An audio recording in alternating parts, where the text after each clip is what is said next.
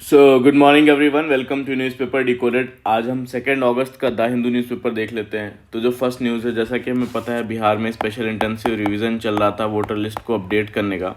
तो अभी उसी में ड्राफ्ट इलेक्टोरल रोल जो है वो बिहार में पब्लिश हो गया है, जिसमें कि 65 लाख वोटर्स का नाम नहीं है ना। 65 लाख वोटर्स जो है कम हो गए हैं। पहले 7.89 लाख वोटर्स थे, जो कि अब 7.24 करोड़ बचे हैं।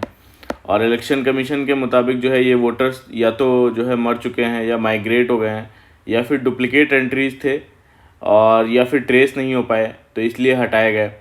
और सबसे ज़्यादा जो मिसिंग वोटर्स हैं वो पटना में रहे, है ना, लगभग 3.95 लाख रुपीज़। बाकी ईस्ट चंपारण, मधुबनी, गोपालगंज ये सब रहे।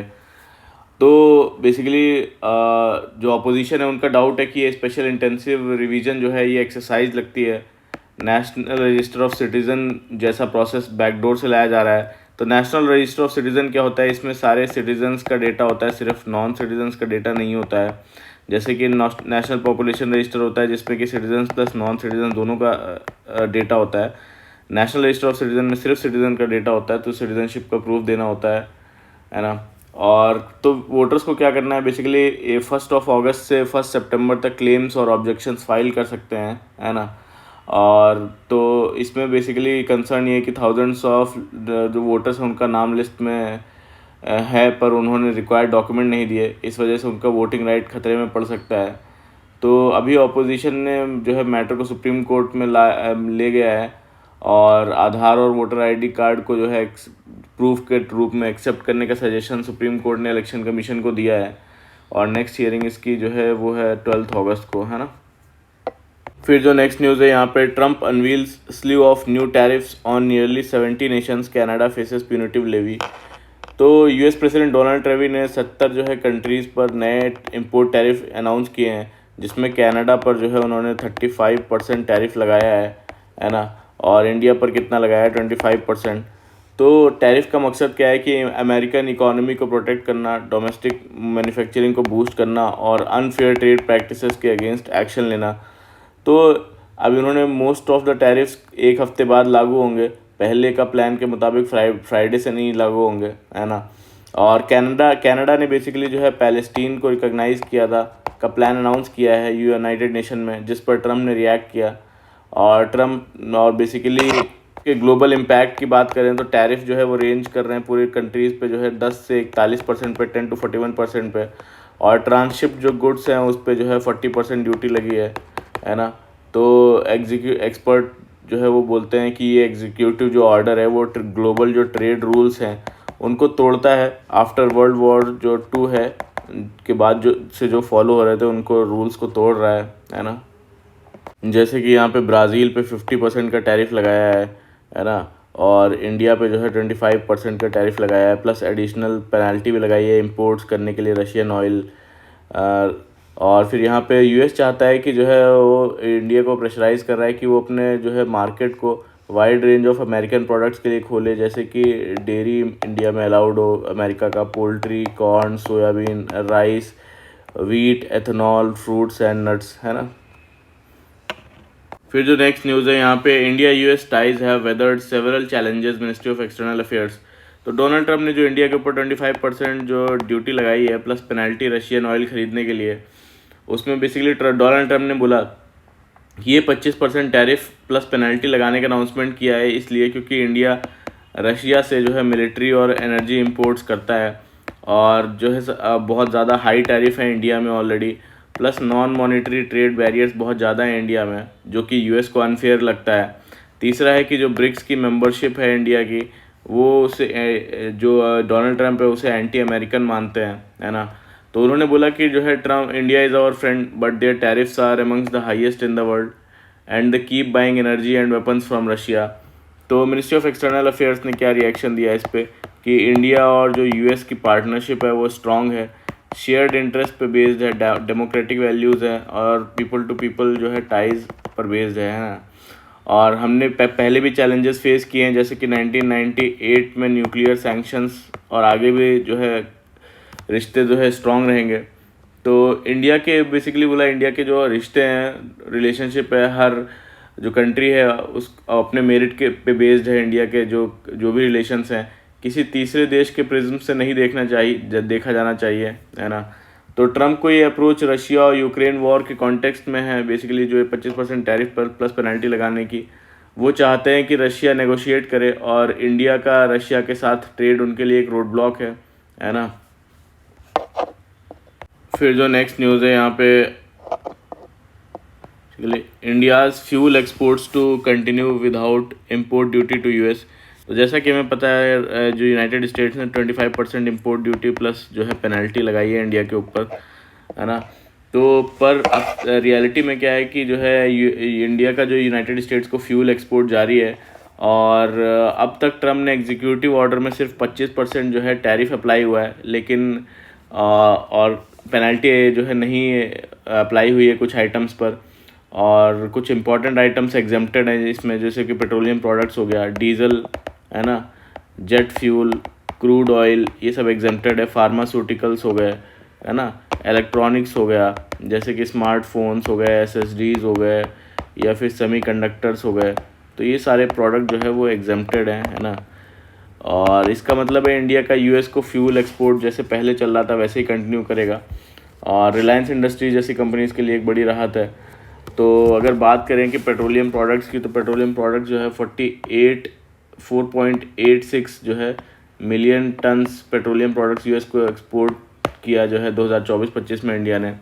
और रशिया से अगर ऑयल इंपोर्ट की बात करें तो जो प्री वॉर जो है, वॉर से पहले रशिया यूक्रेन के सिर्फ 0.2% ऑयल रशिया से ख़रीदता था इंडिया, और वॉर के बाद वही डिस्काउंटेड प्राइस हो गया क्योंकि वेस्ट ने ख़रीदना बंद कर दिया, ऑयल रशिया के ऑयल पे रेस्ट्रिक्शन लगा दिए। तो उस डिस्काउंटेड प्राइस का फ़ायदा उठा के इंडिया ने वो ख़रीदना स्टार्ट किया, और अब जो है बेसिकली रशिया हमारा नंबर 1 सप्लायर बन गया है क्रूड ऑयल का, है ना, जिसका शेयर अब लगभग कितना पहुंच गया है, 35 से 40% पहुँच गया, 0.2% से, देखिए, है ना।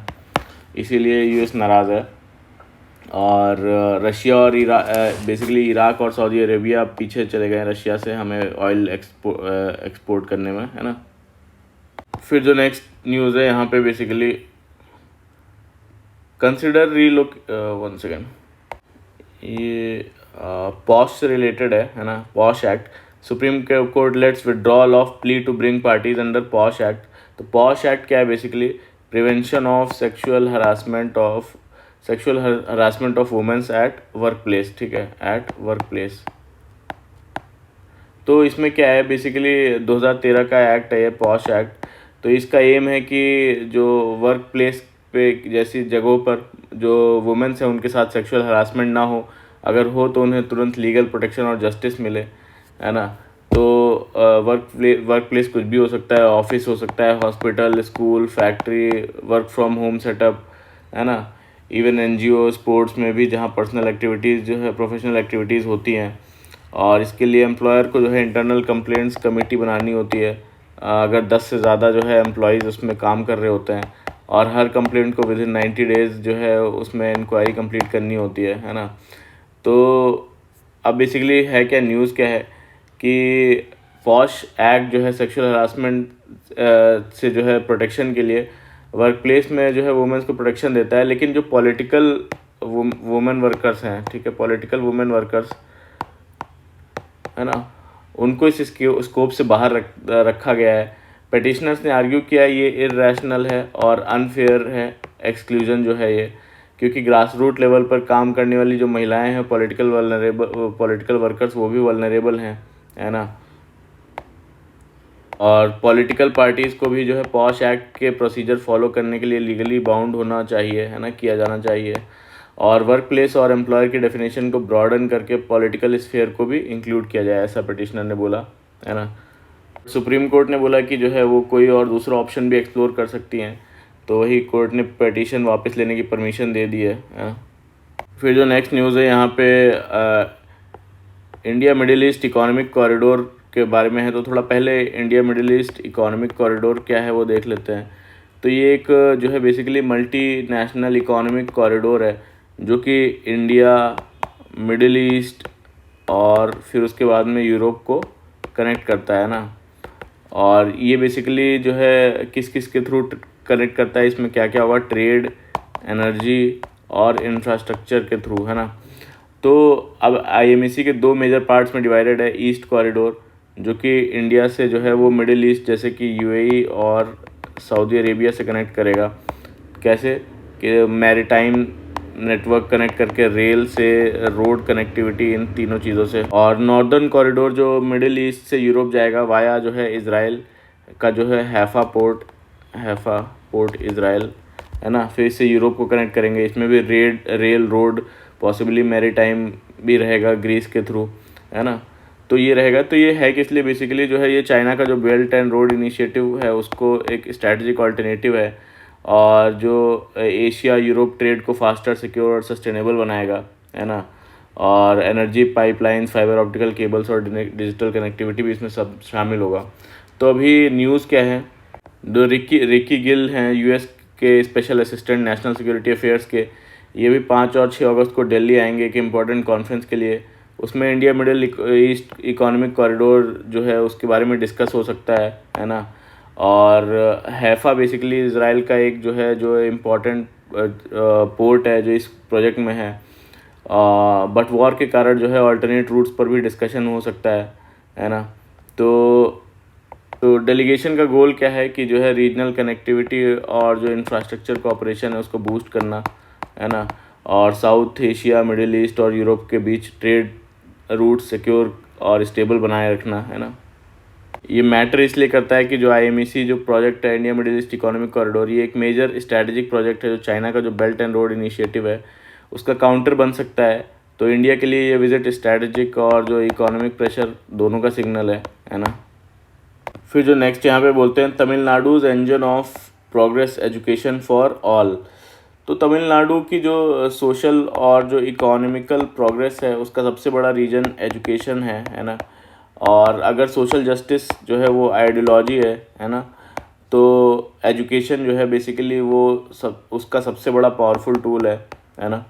और इस विजन की शुरुआत जो है 1920 में हुई थी, जब मद्रास, अब चेन्नई बोलते हैं, का एक स्कूल जो है उसमें जो है फर्स्ट मिड डे मील जो है प्रोग्राम स्टार्ट किया गया था, है ना।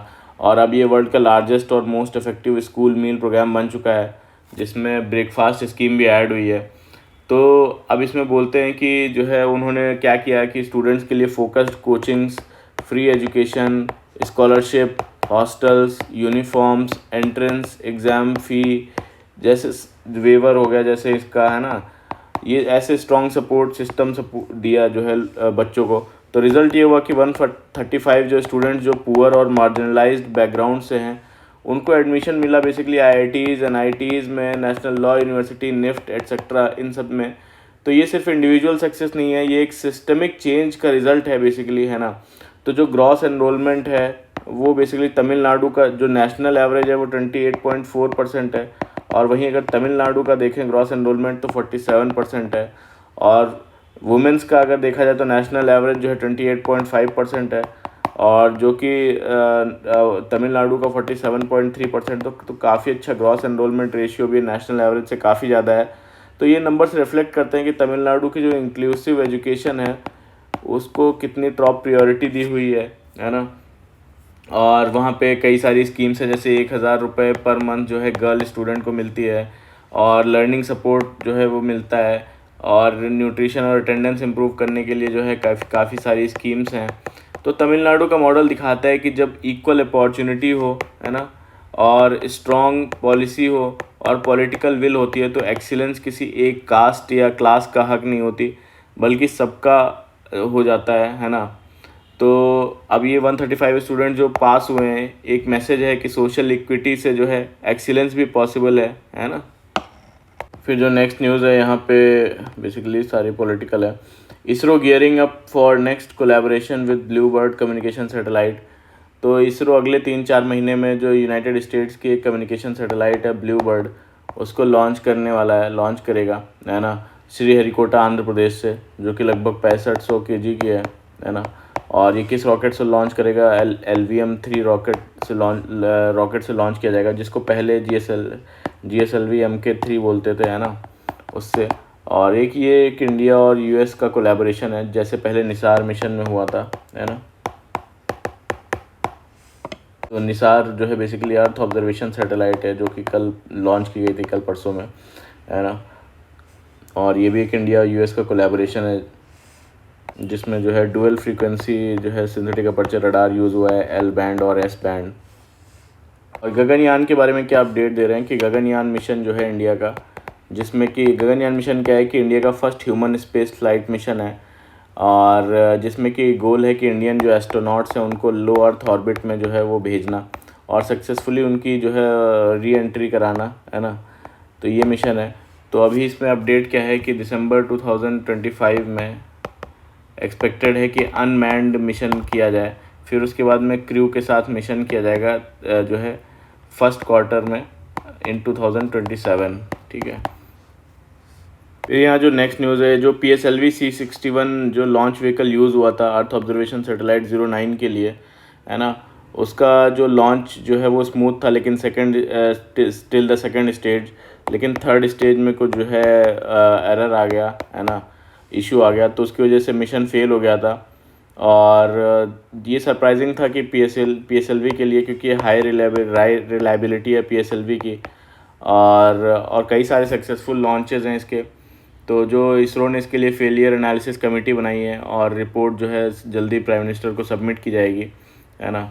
तो PSLV के बारे में जो बेसिकली जान लेते हैं, PSLV और GSLV के बीच में डिफरेंस क्या है। ये दोनों लॉन्च व्हीकल्स हैं जो कि रॉकेट को ऊपर ले जाने में मदद करती हैं स्पेस में, है ना। तो PSLV का जो पेलोड कैपेसिटी होता है, जितना ले जा सकता है, लगभग 1750 kg होता है, और ये लगभग 4000 kg तक ले जा सकता है सैटेलाइट्स को, पेलोड को, है ना। और ये 4 स्टेज रॉकेट होता है, 4 स्टेज, जो पहले सॉलिड, फिर लिक्विड, फिर सॉलिड, फिर लिक्विड, ये 4 स्टेजेस होती हैं इसकी फ्यूल की। और इसमें 3 स्टेज रॉकेट होता है, ये सॉलिड, लिक्विड और क्रायोजेनिक इंजन, ठीक है। और तो ये मेनली जो है यूज़ की जाती हैं किस लिए, ये यूज़ की जाती है मेनली रिमोट सेंसिंग के लिए, अर्थ ऑब्जर्वेशन के लिए, स्मॉल सैटेलाइट्स के लिए। GSLV मेनली जो है कम्युनिकेशन सैटेलाइट्स के लिए यूज़ किया जाता है ना। तो अब बेसिकली जो है ये रिलेटिवली चीपर होती हैं और ये एक्सपेंसिव होती है ना। कि चंद्रयान हो गया मिशन, ये PSLV से किया गया। मंगलयान मिशन हो गया मार्स का, ये भी PSLV से किया गया था, है ना। फिर यहाँ पे जो नेक्स्ट आर्टिकल है, what has been missed in India's digital sovereignty. तो इंडिया और UK जो है फ्री ट्रेड एग्रीमेंट हुआ, जिसको बोल रहे हैं कॉम्प्रिहेंसिव इकोनॉमिक ट्रेड एग्रीमेंट भी कहते हैं, और इसको इंडिया का गोल्ड स्टैंडर्ड ट्रेड डील माना जा रहा है। तो लेकिन कुछ एक्सपर्ट्स कहते हैं कि ये इंडिया की जो डिजिटल सोवरेनिटी है ना, उसको कॉम्प्रोमाइज़ कर सकता है, जो फ्यूचर के लिए बहुत इम्पॉर्टेंट होगा। और मेन कंसर्न्स बताते हैं कि जो है सोर्स कोड का एक्सेस छोड़ दिया इंडिया ने, है ना। तो कैसे, इंडिया अब जो है फॉरेन के जो है सॉफ्टवेयर्स का सोर्स कोड नहीं मांग सकता, जैसे कि यूनाइटेड किंगडम की जो कंपनीज़ हैं या जो सॉफ्टवेयर्स हैं उनका सोर्स कोड अब नहीं मांग सकता इंडिया। इवन सेंसिटिव एरियाज जैसे कि आर्टिफिशियल इंटेलिजेंस या टेलीकॉम में भी नहीं मांग सकता, है ना। और ये WTO में जो है इंडिया के पहले स्टैंड के उल्टा है ना। और अनलाइक US की, इंडिया ने ये रूल्स जो है सब सॉफ्टवेयर्स पे लगा दिया है, और UK को वहीं पे जो है इसका एक्सेस दिया गया है। और UK बेसिकली गवर्नमेंट डेटा को एक्सेस कर सकता है ना। और इंडिया ने UK की कंपनीज़ को इक्वल एक्सेस दिया है गवर्नमेंट डेटा में। और जब डेटा आज के ज़माने में बेसिकली बोलते हैं कि data is the new oil, है ना, data is the new oil, तो उस ज़माने में तो ये नेशनल सिक्योरिटी और आर्टिफिशियल इंटेलिजेंस ग्रोथ दोनों के लिए एक थ्रेट बन सकता है। और इंडिया ने अभी तक जो है डेटा लोकलाइजेशन पर पूरा पीछा नहीं छोड़ा है। लेकिन अगर दूसरे कंट्रीज़ को बेसिकली छूट दी तो यूनाइटेड किंगडम को भी देनी पड़ेगी, और फ्यूचर वल्नरेबिलिटी जो है इससे क्रिएट होगी। तो डेटा लोकलाइजेशन क्या है, डेटा लोकलाइजेशन है कि जैसे इंडियन यूज़र्स का कोई भी डेटा, जैसे आधार इन्फॉर्मेशन हो गई, बैंक डिटेल हो गई, हेल्थ रिकॉर्ड हो गया, तो वो डेटा इंडिया के अंदर ही स्टोर किया जाए और जो प्रोसेस किया जाए, इसको डेटा लोकलाइजेशन बोलते हैं, है ना। तो एग्जांपल, अगर गूगल या फेसबुक यूज़ करता है ऐसा डेटा, तो अपना पर्सनल डेटा उनके सर्वर पे जाता है। तो डेटा लोकलाइजेशन के रूल्स ये कहते हैं कि ऐसा जो डेटा है इंडियन के सर्वर में ही स्टोर हो और USA और यूरोप में ना स्टोर हो, है ना। तो इंडिया अब जो है फॉरेन सॉफ्टवेयर्स का सोर्स कोड भी नहीं मांग सकता, और दूसरा ये है कि इंडिया ने जो है इक्वल एक्सेस दे दिया है यूके की कंपनीज़ को गवर्नमेंट डेटा में, है ना। तो इससे बेसिकली आर्टिफिशियल इंटेलिजेंस और नेशनल सिक्योरिटी पे भी थ्रेट का जो है इम्प्लीकेशंस हैं। इसमें रिस्क क्या है?